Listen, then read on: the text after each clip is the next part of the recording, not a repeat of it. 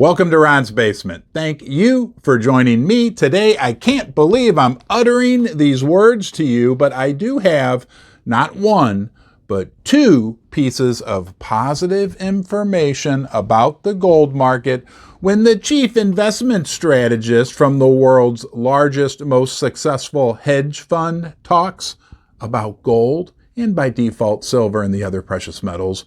We are going to listen. Also, what did Goldman Sachs have to say specifically about three gold mining companies that we also need to pay attention to? Let's talk about that and a lot more right now.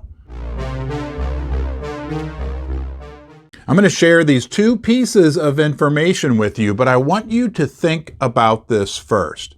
We've got the world's largest, most successful hedge fund, Bridgewater Capital, founded by Ray Dalio. He's a legend in the financial world, considered to be one of the brightest minds.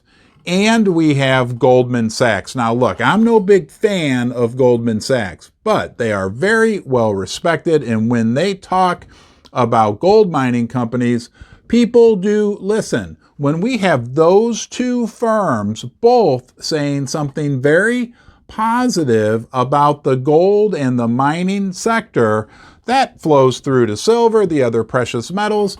That's good news, right? It's much, much better than those firms saying something negative about the metals or negative about the mining sector. So when Rebecca Patterson, who is the chief investment strategist at Bridgewater, said some real positive things about gold, my ears perked up. Essentially, what she said was, we are most very likely heading into a stagflation environment. And in stagflation, gold, silver, the other precious metals do very well. What she mentioned was that she didn't think the Fed would really be able to get inflation under control, and we know that. Is the Fed really trying to stop inflation? If you look at their actions to this point, no, they're not really doing what it takes to kill inflation, but at the same time, they aren't going to reverse this perceived course they have of hawkishness, so inflation will stay, but because they remain relatively tight, relatively aggressive with their monetary policy, the economy will slow down. So we will have a recession. We've already heard from Ford, General Electric, FedEx, right? A recession is coming. A recession with persistent higher inflation is stagflation. That is, guys, the most fertile ground for the price of gold and silver and all the precious metals. That's why she's recommending that their clients put some of their money into gold. She's very positive on gold. She said it is a hedge against inflation. It's probably the best hedge against inflation. Now, I know that for the last year, it doesn't feel that way. I completely understand. But when the general market perception changes, you got to realize, I told you guys this before, the people that watch my videos, you watching right now, are of a little higher intellectual capacity. You got a little more going on between your ears. So we're always a little ahead of the curve. When the rest of the people who are probably watching the Today Show right now or Dancing with the Stars or whatever the heck they're doing, a football game, which is fine, nothing wrong with that. But when they start to wake up to the fact that, oh, we have really bad inflation and the economy's going to crap, what am I going to do with my money? When the general population starts to talk more about gold and silver, when all the ducks are quacking, as the great Ross Beatty likes to say, that's when we will know that we have arrived. And like I said before, big party here in Ron's Basement. Of course, you'll be invited. Wow. We have the world's biggest, most successful, most respected hedge fund now positive on gold. We have Goldman Sachs now positive on three of the gold miners, and a guy in St. Louis in his basement who's also positive on the metals and the mining stocks. Hey, I appreciate you joining me today. If you enjoy my content, you can subscribe right here. give the video a thumbs up. Leave a comment in the comment section below. That would be awesome. Turn on the bell notification. But number one, I appreciate and honor that you gave me right now, some of your precious time to join me here in the basement. We'll navigate these choppy waters of investing in the precious metals and the mining stocks.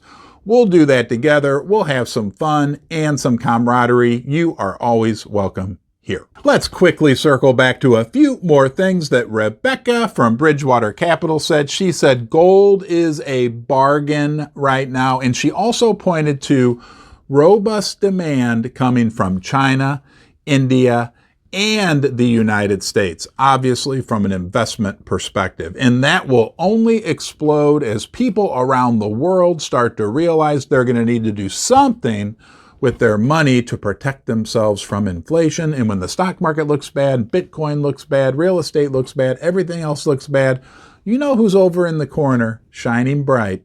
Gold and its little brother, silver. And one final thing about Rebecca from Bridgewater, she also mentioned that they looked at over 100 years of data as they developed their thesis for a stronger gold price. What do you say we move over to our old friends at Goldman Sachs? We love Goldman Sachs now, don't we? Well, maybe we do, maybe we don't, but they are highly respected on Wall Street, more so by the general investing public. So when they talk positively, like they did about 3 precious metal mining stocks, we are best to perk up and listen. They had positive things to say about Newmont Mining, Wheaton Precious Metals, and Agnico. Look, if nothing else, it brings some positive focus into the sector when Goldman Sachs is talking about the metals, right? Because a lot of these firms don't talk about them at all. At least it's bringing some positive focus into the sector.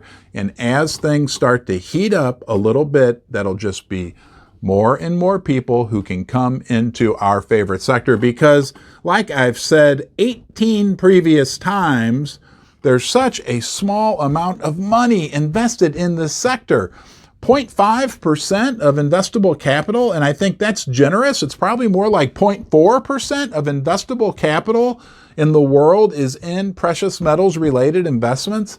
And historically, that number has been much, much higher. So if just a little sliver of those people come and join us, right?